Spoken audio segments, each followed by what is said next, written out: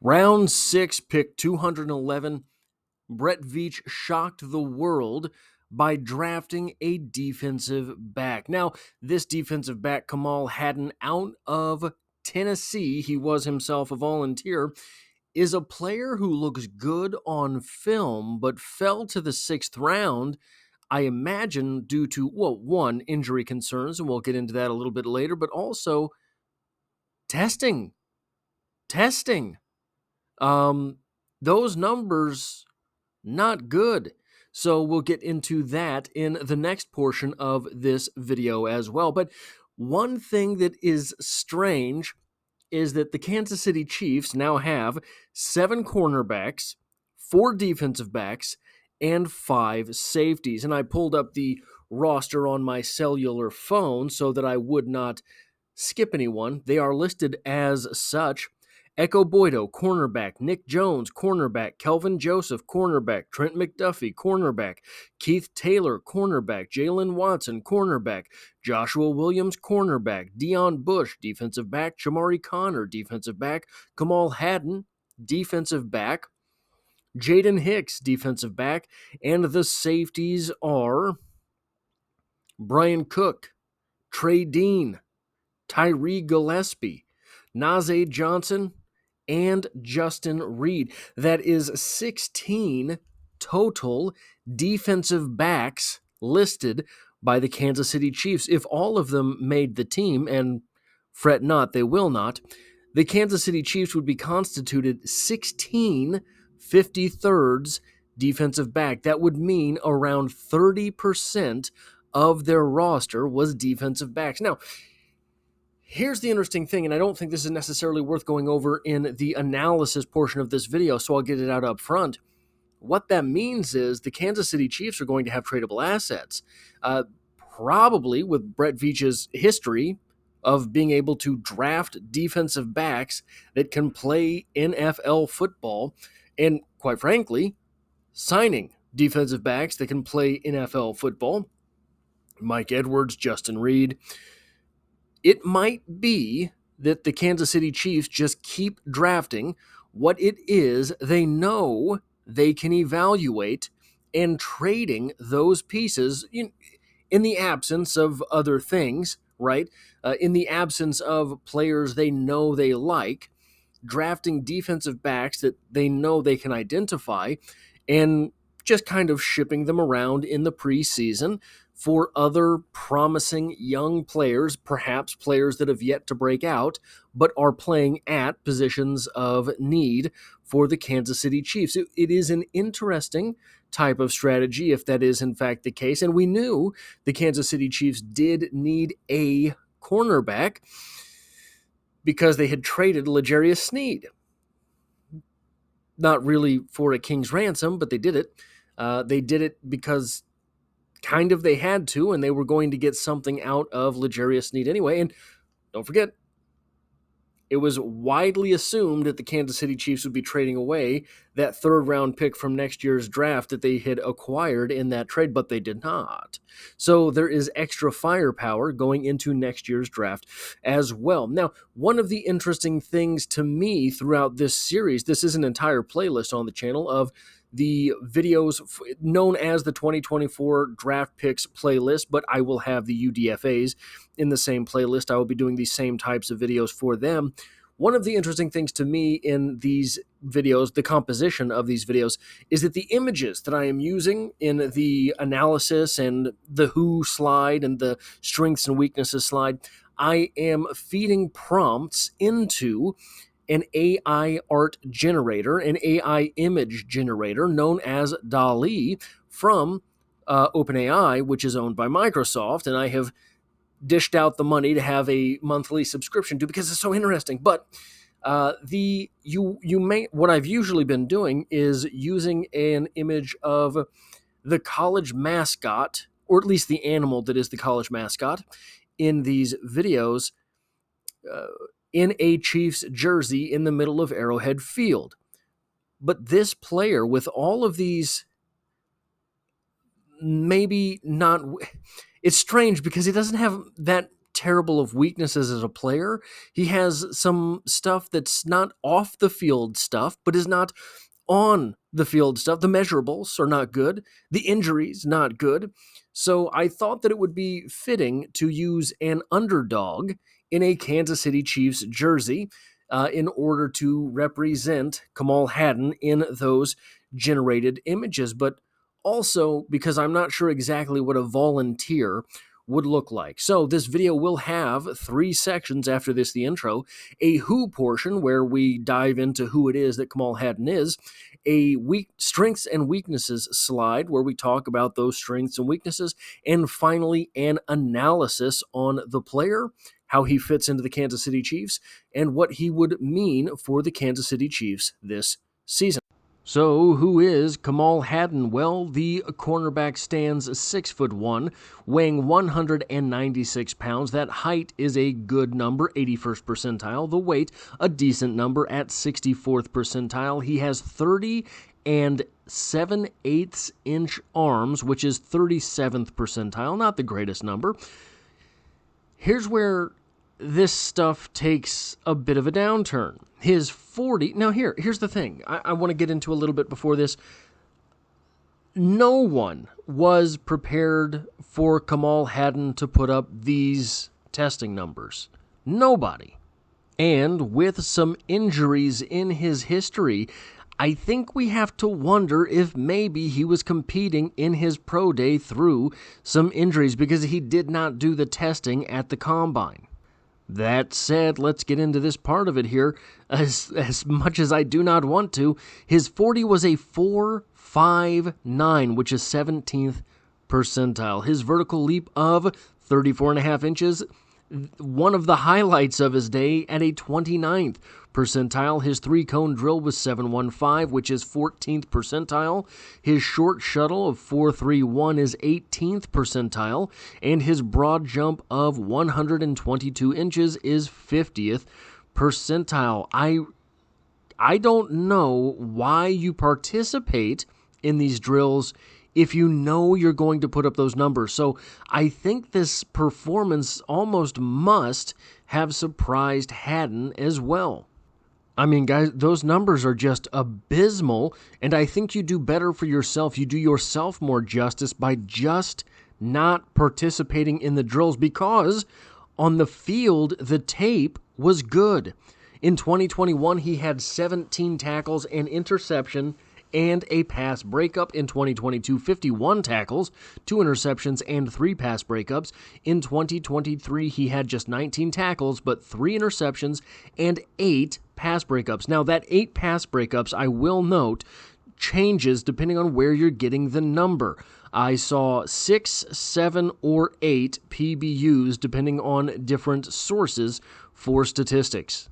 One other thing that I will address during the who portion of this is that oftentimes when you got into scouting reports on Kamal Haden, it mentioned he had bad hips. He had I don't mean bad as in injury hips, though he does have injury problems. I mean tight hips, immobile hips. But when he was doing the drills at the combine, he really looked pretty good. But I will say that at the underwear Olympics that are the NFL Combine, one other thing about this player started to... just look at the numbers on your screen. 6'1" is 81st percentile for a cornerback.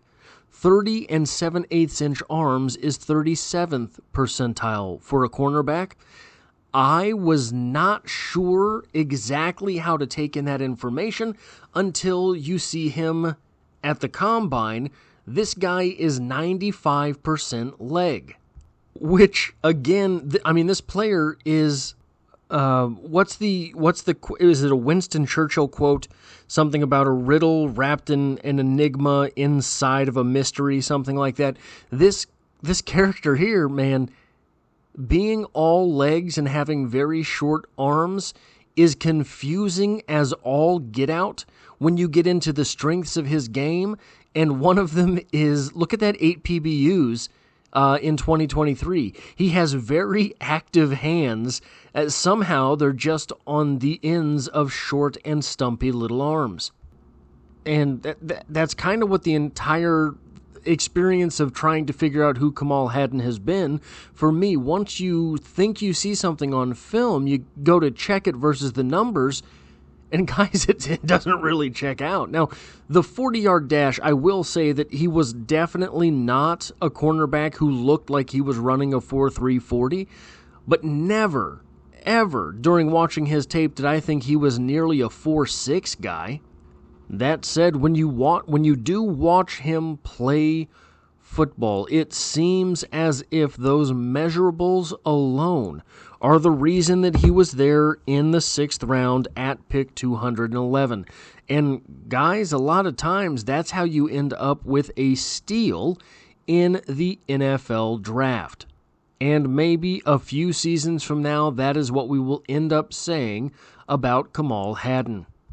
And now we move on to the strengths and weaknesses. Strengths, number 1 here, vision. Guys, I didn't know what else to call this.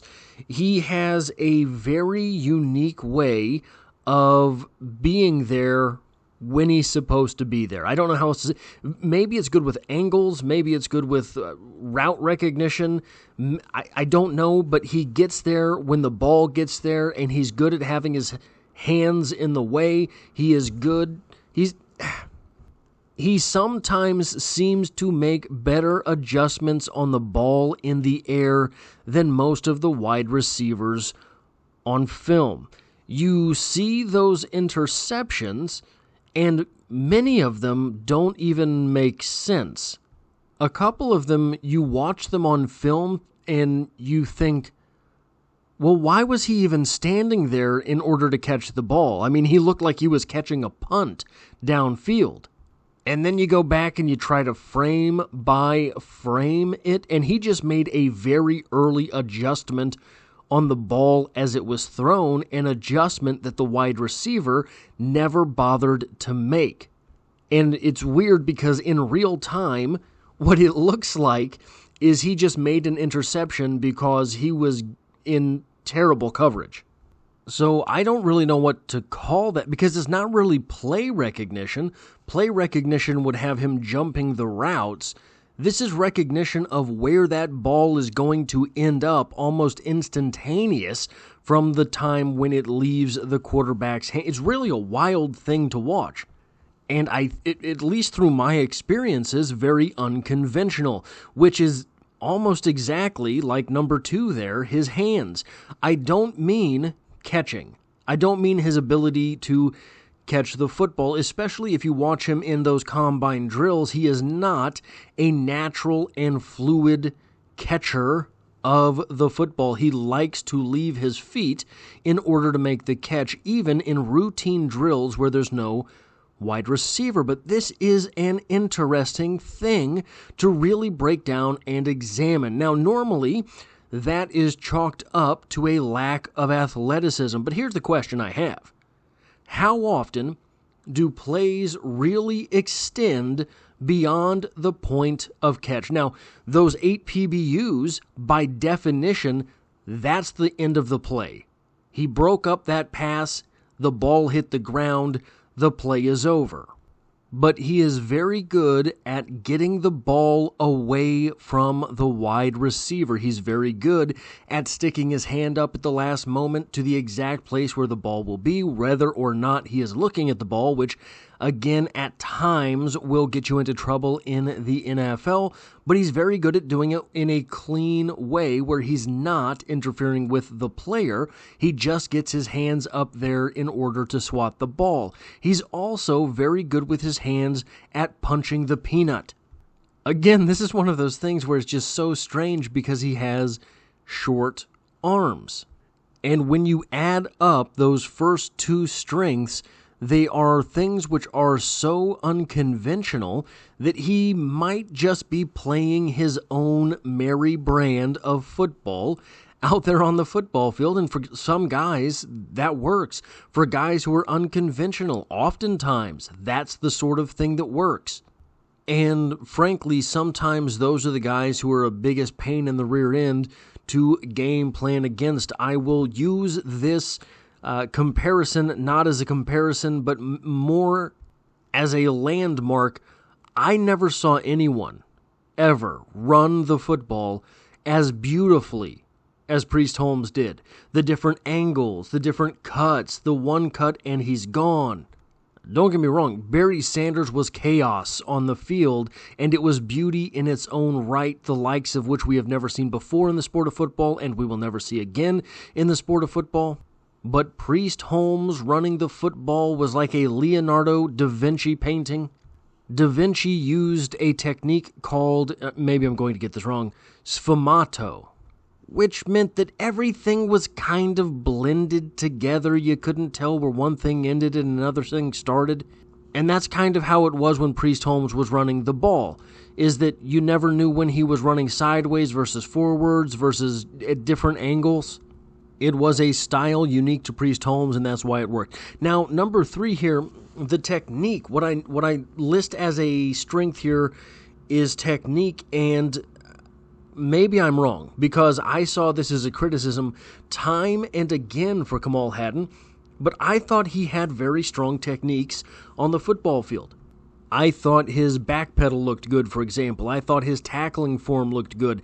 I thought his PBUs were really textbook form type stuff.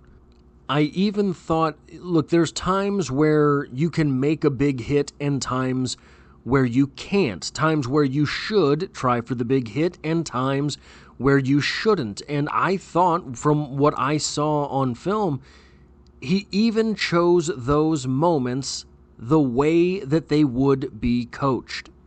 If he was alone in the open field with a guy, he tried to break down and make a form tackle. If he had a very strange angle on a guy that was otherwise contained, he went in for a kill shot. So I thought that his techniques all looked pretty good and probably even exhibited the fact that probably this is a guy who is coachable. Now, on to those weaknesses. Number 1, injuries.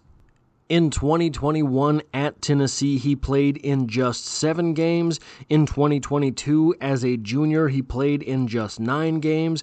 And in 2023, his senior year, he played just 7 games. Contributing to that in 2022 was a hamstring injury, and in 2023 was a shoulder injury. Now, contributing more to the enigma idea that is Kamal Haden, I'm not sure how a guy who runs a 4.59 40-yard dash messes up his hamstring, and I'm not sure how a guy that has suboptimal arm length gets that arm in the wrong place in order to jimmy his shoulder, but that's what Kamal Haden had happen. I also really want Kamal Haden to become really, really good at pass breakups in the NFL so that I can use the phrase Haden happens. That's one of my goals for Kamal Haden's career. Now on to the number 2 weakness there, speed. Obviously, the aforementioned 4.59 40-yard dash. Guys, he never looked like the slowest player on the field. He never looked like the fastest player on the field either. I'm not saying that, but let me read you a list of names. Marcus Peters. You remember Marcus Peters, a guy who was a ball hawk, a guy who was never seemingly offbeat on the field. It was just off the field that, well, no, Marcus Peters did a couple of stupid things on the field too. Anyway, Marcus Peters ran a 4.53 40-yard dash. Xavier Howard, you know Xavier Howard, ran a 4.58 40-yard dash, though Xavier, if I'm not mistaken, that is the time that I was able to find 2 different times for Xavier Howard, and I was unable to find the sourcing for them.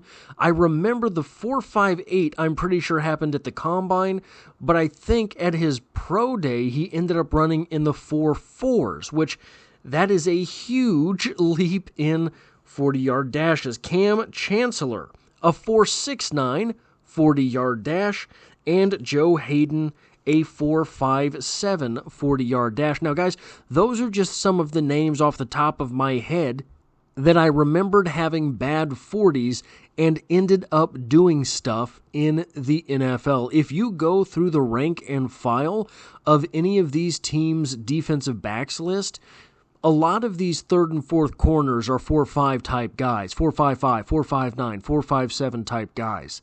And when you factor in somewhere between the land of infrankness and unfairness, I'm not sure anyone expects the 211th pick in the NFL draft to come in and be a star contributor at the cornerback position. But if you end up getting a guy who is an NFL player, a solid NFL player in the 6th round, pick 211, especially at a leverage position like cornerback, well, that's a win. And the final weakness there is listed as scheme. I do not mean the scheme that he played at in college, as would probably usually be used in this context, but I think that he's a guy who will be limited by scheme in the NFL. I don't think that you want Kamal Haden playing a whole lot of man-up football. His weaknesses would expose him in man-to-man coverage, but also when you start thinking about those strengths, those are used best in a zone type of scheme. So is Kamal Haden the savior coming in for the Kansas City Chiefs to make up for the traded away L'Jarius Sneed? No. At least, I don't think so. But if you had told me days after L'Jarius Sneed was drafted that we would be sitting here in 2024 ruining the day that he was traded away after being one of the strongest and biggest highlights of the 2023 season, I don't know that I would have believed you then. But let's calm down and be a bit more realistic about who Kamal Haden is, because I want to get this right. Let me read you some other numbers. Height, 5'11" compared to Kamal Haden's 6'1". Edge, Kamal Haden. Weight, 193 compared to Kamal Haden's 196. Edge, Kamal Haden. Arms, 30 3/8 inches compared to Kamal Haden's 30 7/8 inches. Edge, Kamal Haden. 40-yard dash, 4.52 compared to Kamal Haden's 4.59. Edge, mystery cornerback. Vertical leap, 34 inches compared to Kamal Haden's 34.5. Edge, Kamal Haden. 3 cone drill, 7.06 compared to Kamal Haden's 7.15. Edge, mystery cornerback. Short shuttle, 4.25 compared to Kamal Haden's 4.31. Edge, mystery cornerback. Broad jump, 117 inches compared to Kamal Haden's 122. Edge, Kamal Haden.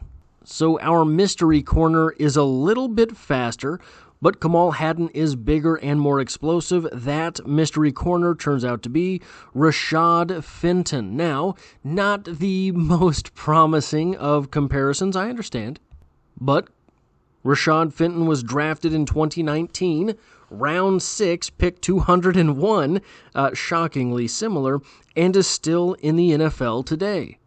Well, that's technically true. He was on the injured reserve for the Cardinals last season, and I believe he remains an unrestricted free agent right now. And while Rashad Fenton might not have been a world beater, he was definitely a guy who contributed to the Kansas City Chiefs while he was a member of the team, and was not, I don't think he was really dismissed from the team as much as he was drafted over. And let's not forget that Rashad Fenton, when he did leave Kansas City, was traded. He was traded to the Atlanta Falcons for a conditional 7th-round pick that I don't know if he met the conditions for that. I imagine he did, but he might not have. So I don't know what happened to that pick. Anyway, while he was with the Kansas City Chiefs, he ended up starting 16 games for the Kansas City Chiefs. Now, I don't see that happening with Kamal Haden regardless, sort of if it is that he becomes Rashad Fenton or not.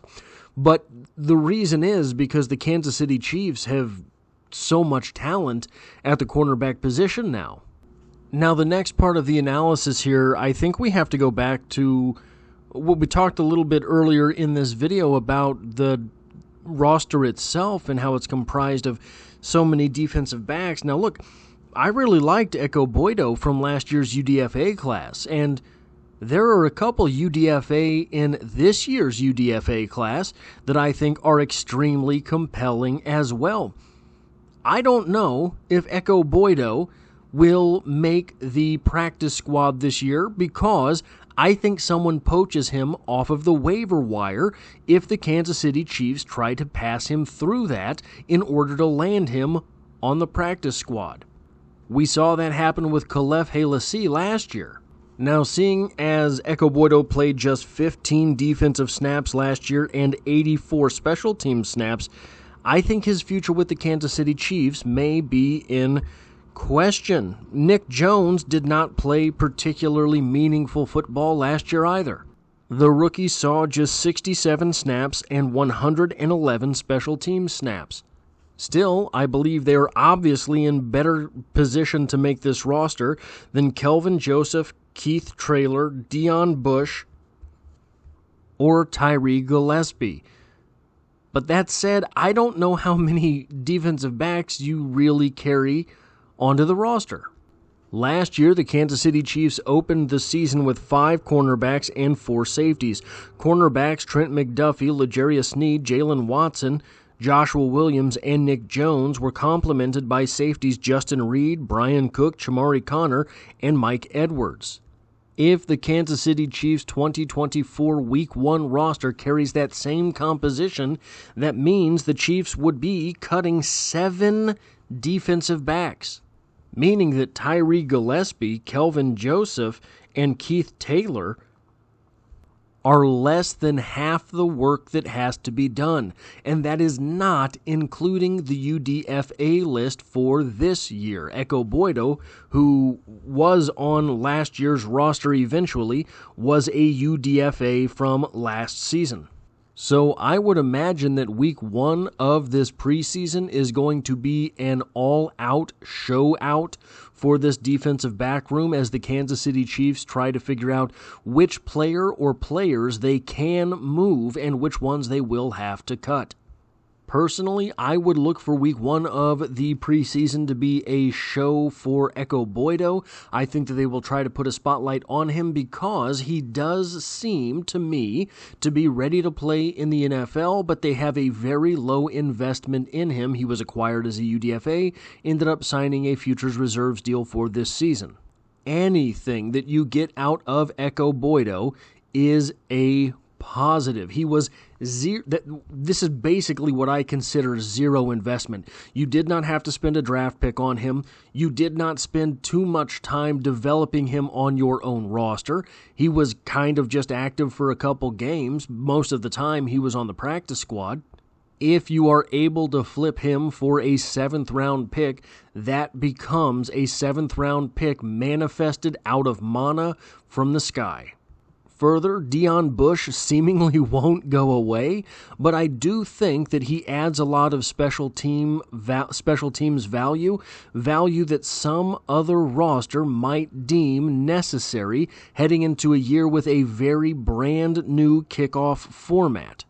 So he might have, albeit very low trade value, he might have some trade value. And the aforementioned Trey Dean is a guy that, or maybe I didn't mention him yet, he's a guy that is coming with a whole lot of hype and a whole lot of college production, but very much like Kamal Haden, he shot himself in the foot with his testing numbers. So he ended up, the 6'3", 200-pound sophomore in the NFL entered the NFL as a UDFA and is finding his way to the Kansas City Chiefs. Well, he found his way to the Kansas City Chiefs off of the Jets squad late last season or early in the playoffs. I can't remember which. But again, this is a zero investment guy. I think he has a high upside. But other than that, the Kansas City Chiefs did not have to spend a draft pick on him. The Kansas City Chiefs did not give him a big free agent deal. The Kansas City Chiefs, I believe he's on a futures reserves contract, so it's not like he got a big multi-year deal out of the Kansas City Chiefs. He becomes a very I hate to use the word dispensable when talking about a person, but a very dispensable asset if he does gain some value, because with the investments that the Kansas City Chiefs have made in the safety position, Justin Reid has a big dollar contract. Najee Johnson was a draft pick who ended up kind of showing out before ultimately being injured last year in the preseason. Trey Dean is not that guy, right? Brian Cook was a second-round pick. We had Jaden Hicks, who this year was a fourth-round pick. Chamari Connor got here by way of last year's NFL draft. Not that those things are be-all, end-alls, but it makes it a lot easier to choose those players over a UDFA that you had signed most of the way through his rookie year, because you just don't have the investment at that point in a Trey Dean of the world. And right now, the Chiefs are sort of projected to have 2 7th-round compensatory picks in the 2025 NFL Draft. If you can flip an Echo Boydo of the world, if you can flip a Trey Dean of the world, if you can flip a Dion Bush of the world, and end up with a couple more 7th-rounders, then you have your own 7th-rounder, and if the Kansas City Chiefs end up with 5 selections in the 7th round, given Brett Veach's potentialities late in the draft, I think the Kansas City Chiefs could win 9 more consecutive Super Bowls. Anyway, guys, that's all I have for this one. I should be back tomorrow with analysis for pick 248 in the 7th round, C.J. Hansen, the guard out of Holy Cross that, guys, I'm not sure he's just going to be a guard. If you like or appreciate what it is that I do here, hitting the like button really does help me out, as it tells YouTube to share this video with other Kansas City Chiefs fans. And if you find yourself here by chance but not design, the Kansas City Chiefs are the only thing that I talk about on this channel, dropping multiple videos every single week. And if you want to take that next step and help me out just a little bit more, because the YouTube machine does not play fair, there is a link to my Patreon to be found in the description below. All I ask is that if you do make that leap, only become a patron for $1 a month. And as always, I hope to have you back for the next one.